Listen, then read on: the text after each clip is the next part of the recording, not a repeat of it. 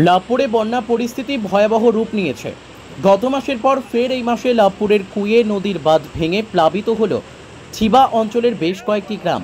3 দিনের টানা বৃষ্টির জেরে ফের লাভপুরের ঠিবা পঞ্চায়েতে ভেঙে গেল নদী বাঁধ। কিন্নাহার থানার বলরামপুর ও ডোমপাড়ার কাছে নদী বাঁধ ভেঙে প্লাবিত হল একাধিক গ্রাম। তীব্র গতিতে জল এলাকার বাড়িগুলির মধ্যে ঢুকে পড়ছে, অধিকাংশ বাড়ি ডুবে আছে। ইতিমধ্যেই প্লাবিত এলাকার মানুষদের অন্যত্র নিরাপদ স্থানে সরানোর কাজ শুরু হয়েছে। বৃষ্টিপাত কমে গেলেও বাঁধ ভেঙে যাওয়ায় ব্যাপক বিপত্তি ওই এলাকা জুড়ে। গ্রামগুলি বেশিরভাগ পরিবারগুলিকে সরিয়ে নিয়ে যাওয়া হয়েছে নিরাপদ স্থানে। প্রশাসনের তরফ থেকে ঔষধপত্র ও ত্রাণ সামগ্রী পাঠানো হচ্ছে বলে জানা যায়। এমনকি রান্নার ব্যবস্থা করা হচ্ছে যাতে বন্যা প্লাবিত পরিবারগুলো দুমুঠো খেতে পায়। পাশাপাশি লাভপুরের ঠিবা অঞ্চলের বিভিন্ন গ্রামগুলির সাথে ইতিমধ্যে যোগাযোগ বিচ্ছিন্ন হয়ে গেছে। চালানো হচ্ছে নজরদারি যাতে করে বন্যার কবল থেকে পরিবারগুলোকে বাঁচানো যায়। যুদ্ধকালীন তৎপরতায় প্রশাসন বন্যা কবলিত এলাকায় কাজ করে যাচ্ছেন। স্থানীয় বিডিও, বোলপুর মহকুমা প্রশাসক, স্থানীয় বিধায়ক, বোলপুরের অতিরিক্ত পুলিশ সুপার সহ অন্যান্য প্রশাসনিক দপ্তরের কর্মকর্তারা হাজির হয়েছেন বন্যা কবলিত এলাকায়। কাজী আমিরুল ইসলামের রিপোর্ট, এস নিউজ বাংলা। অসুবিধা এই 3 দিন টানা বৃষ্টির কারণে এই বলরামপুর ডোমপাড়া বলে একটা পাড়া আছে, এই কুঁয়ু নদীর বাঁধ এটা। এই 3 দিন টানা বৃষ্টির এতে কালকে 4টির সময় হঠাৎ বন্যার এই বাঁধটা ভেঙে যায়। ওখানে ওই দেখেন জলস্তর হঠাৎ করে বাঁধ ভেঙে যায়। এখানে আমরা 20-22 জন ঘর বসবাস করি। হঠাৎ করে আমরা একটা শুধু বাইক হইতে পারিনি, সব ছেলেমেয়ে নিয়ে কোনো রকম বাঁধের ওপরে দাঁড়িয়ে আছি।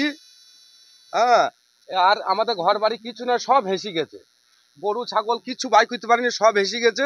কাল 4টির সময় হঠাৎ করে একটা গুগাল পড়ে ঢালাই ছিল বাঁধটা, একটা গুগাল পড়ে গুগালে দিই হঠাৎ করে বাঁধটা ভেঙে যায়। আমরা কিছু বাইক করতে পারিনি। সমস্ত এখানে 20-22 জন আমরা পাড়া আছে একটা, সবাই মিলে বাঁধের মধ্যে কোনো রকম আমরা আশ্রয় নিয়েছি। হ্যাঁ, প্রশাসন এসছিল কালকে, এসে দেখা করে গেছে। রাত্রে এসেছিল, এক প্যাকেট করে বিস্কুট দিয়ে গেছে রাতে। হ্যাঁ, এখনো পর্যন্ত আমরা কিছু পাইনি। বাঁধের সব বসে আছে ছেলে মেয়ে নিয়ে, ওই দিকে ওখানে বসে আছে, এখানে বসে সমস্ত কিছু সব বসে আছে। আমরা খুব দুর্ভাগ্যের ওপরে আছি, খুব কষ্টের মধ্যে আছি। আমরা তো যেতে পারছি না, ওইদিকে যে যাবো এতটা জল, আর এদিকে শুধু আমাদের বাঁধটুকু যে গিয়ে আছে, এই বাঁধটুকুর মধ্যে আমরা দাঁড়িয়ে আছি। এই দেখেন টোটো, এই দেখেন সব মালপত্র সব নিয়ে আমরা দাঁড়িয়ে আছি। আমরা খুব কষ্টের মধ্যে আছি। সরকার যদি কিছু আমাদের পুনর ব্যবস্থা করে, হ্যাঁ, আমরা উপকৃত হতাম। আমার নাম শামসুল শেখ, বাড়ি বলরামপুর। এই ডোমপাড়া বলে একটা পাড়া আছে, ছোট পাড়া নেই, এখানে 20-22টা ঘর আমরা বসবাস করি। এখানে সবাই আছে, হিন্দু মুসলমান সবাই থাকে আর কি।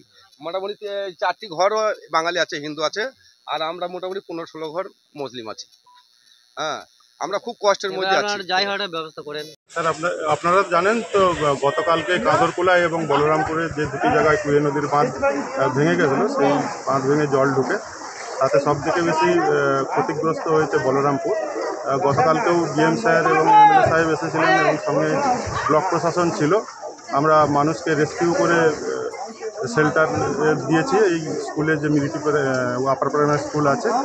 তো আজকে ওখানে কিছু লোকজন আছে এবং আমরা ত্রাণের ব্যবস্থা করছি যাতে সাধারণ মানুষের কোনো অসুবিধা না হয়, এবং তার সঙ্গে পানীয় জল, প্রাইমারি মেডিসিন এইগুলো আমরা সাপ্লাই করি। এখন কেমন পরিস্থিতি দেখতে পাচ্ছি? গতকালকের থেকে যা দেখলাম জলের লেভেল অনেকটা বেড়েছে। তো আমরা নজর রাখছি যাতে এইবার তো আরও বাড়িঘর ধরে জল উঠে যাচ্ছে, যাতে কোনো মানুষের ক্ষতি না হয় ঘর বাড়ি ভেঙে, এবং তাদেরকে রেস্কিউ করার জন্য এখানে 2টি স্পিড বোটও আছে। আমরা নজর রাখছি। ক্ষতিগ্রস্ত তো বহু পরিবার, তো তাদের বাড়িঘরে এটা জানেন যে আমরা ডিজাস্টার ম্যানেজমেন্টের যে নিয়ম আছে, যে CA2 রিপোর্ট পাঠাতে হয়, কোন বাড়িগুলো ফুললি ড্যামেজ, কোনটা পার্সিয়ালি ড্যামেজ, তার জন্য সরকারি ক্ষতিপূরণ আছে। সেইগুলো আমরা রিপোর্টটা নিচ্ছি এবং ফায়ার অথরিটির কাছে পাঠাচ্ছি যাতে ওনারা ক্ষতিগ্রস্ত যে বাড়িগুলো হয়েছে যাতে কম্পেনসেশন পায়।